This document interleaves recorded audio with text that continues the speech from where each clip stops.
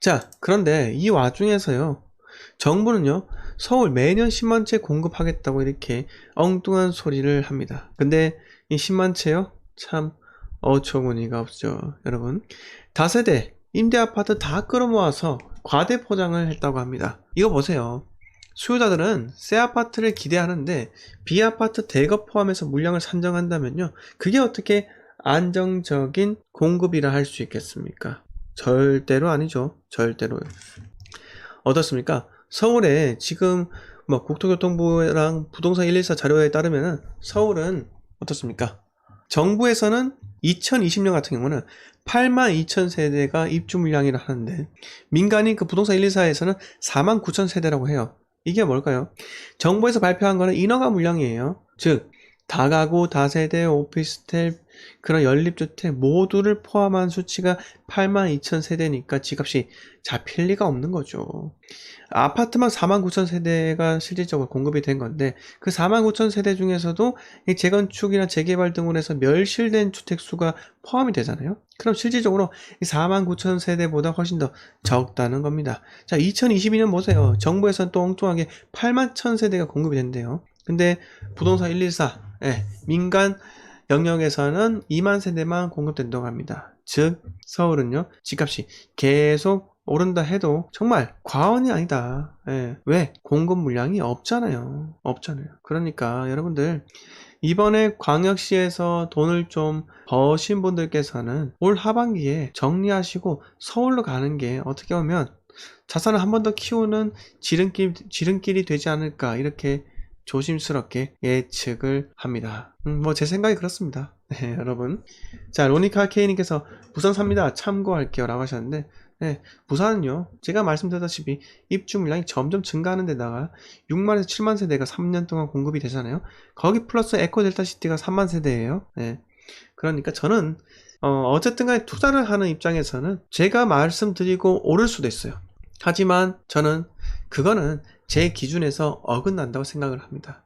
그렇기 때문에 투자는요, 입주 물량이 적은 곳, 현재는 입주 물량 상관없어요. 입주 물량이 많아도 상관없는데 내년부터는 줄어드는 곳, 그런 곳에 선진입을 해야겠죠. 그리고 저는 재개발 쪽에 투자를 하는 것도 별로라고 생각합니다. 왜?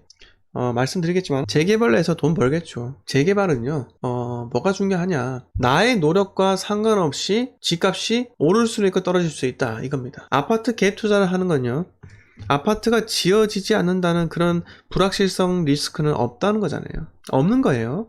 없는 겁니다. 하지만 재개발은요, 내가 그렇게 분석해서 샀는데 사업성이 갑자기 안 좋아지거나 조합장이 비리 저지르거나 갑자기 현금 청산자들이 떼거지로 비대위 결성해서 다 때려 부시거나 이렇게 되면은요, 나와 상관없이 사업이 진척이 안 되는 경우가 생기잖아요. 그래서 저는 재개발, 재건축 굳이 투자할 필요 없다, 여러분. 그냥 있는 아파트라도 잘 투자를 하라는 말씀 드리고 싶습니다. 그래서 여러분들께서는 잘 한번 생각을 해보세요. 어떤 투자가 여러분들에게 가장 유리한지, 그것도 한번 보시기 바랄게요. 자, 뉴스 하나 더 넘어갈게요. 그래서 제가 주구장창 말씀드리는 게 입주 물량은 결국 집값을 하락시키는 요인으로 작용한다, 이렇게 말씀을 드리잖아요. 그런데 여러분들, 이거 한번 보세요.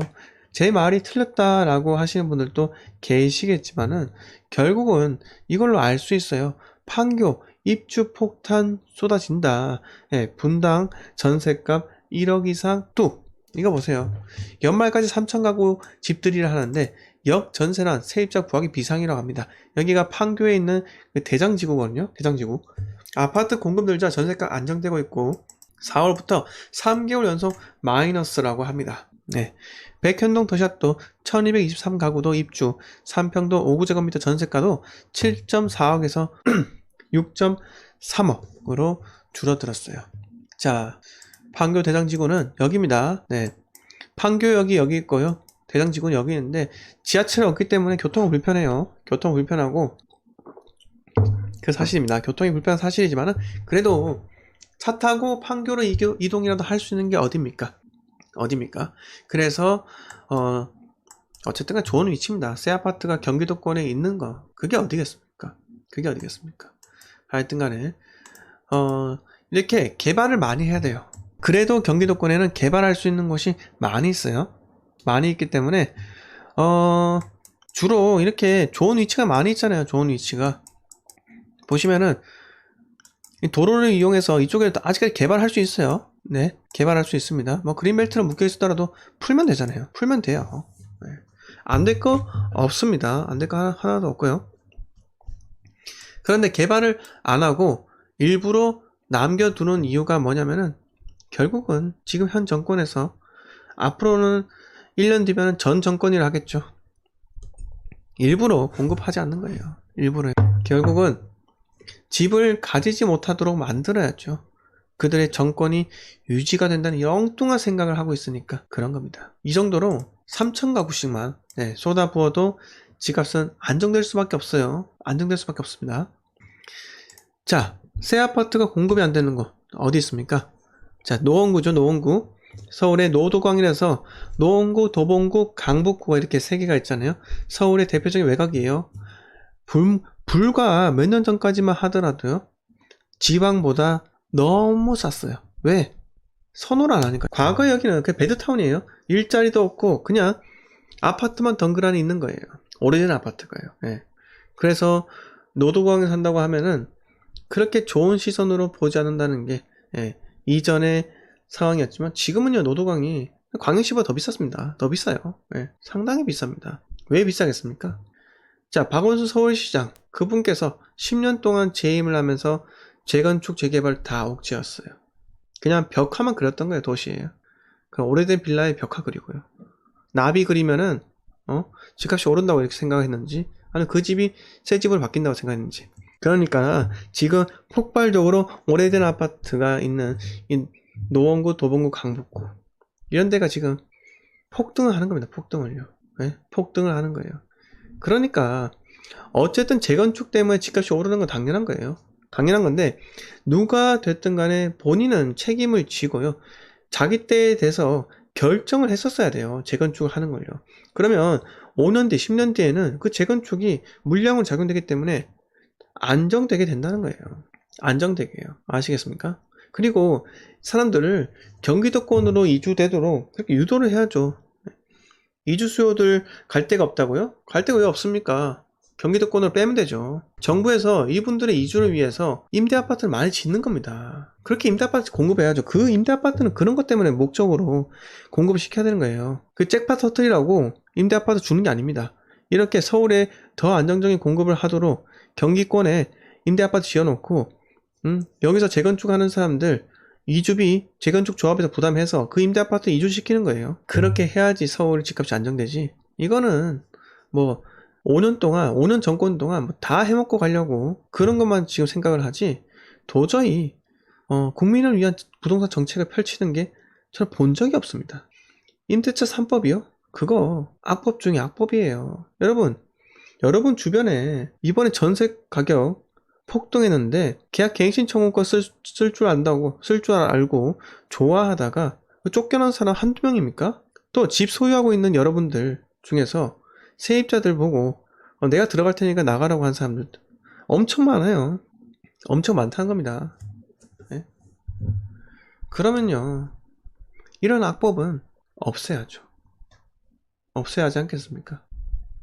네. 자, 오늘 뉴스를 제가 한 26분 정도 말씀을 드렸고요. 이제 Q&A를 진행하도록 하겠습니다. 참 이게 대한민국이 앞으로 어떻게 될지가 정말 궁금하고요.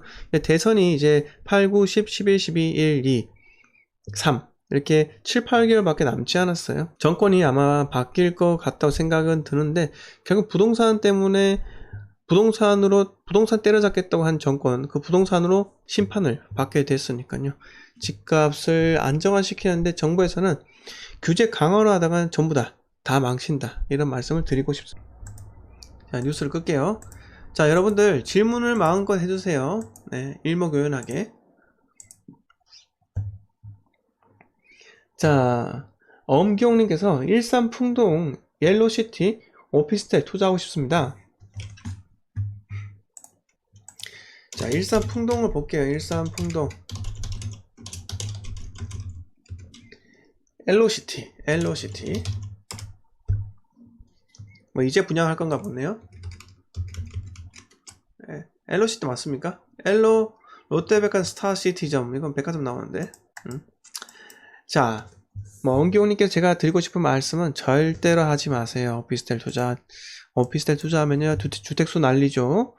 집값 절대 안 올라요. 오피스텔 오를 수도 있죠. 근데 투자금 여러분 1억짜리 오피스텔에 3천만원 들어가잖아요. 투자금이. 그 3천만원으로 월세 3천만원 벌려면은 얼마 걸립니까? 자, 한 달에 60만원 받는다 생각하세요. 이자 떼면 50만원 받는다 생각하고 1년에 600만원 법니다. 맞죠? 50 곱하기 12. 그러면 600 곱하기 5 해야지 5년 동안 받아야지 3천만원 버는 거예요. 근데 3천만원은요? 3천만원짜리 투자해서 3천만원 버는 거 넘칩니다. 넘쳐요. 왜 오피스텔 하냐고요? 기회비용 다 날릴 거예요? 오피스텔을 왜 사려고 하는지 아파트를 또 사지 마세요. 누군가 그렇게 하면 합니다. 아파트 얼마나 올랐는데. 그거 아파트 아니에요. 아파트는 오피스텔입니다. 아파트는요 주상복합에 있는 오피스텔이에요. 그걸 보고 아파트처럼 보이게 하기 위해서 얼마나 안 팔렸으면 이름을 아파트로 했겠습니까? 그게 사기죠. 네?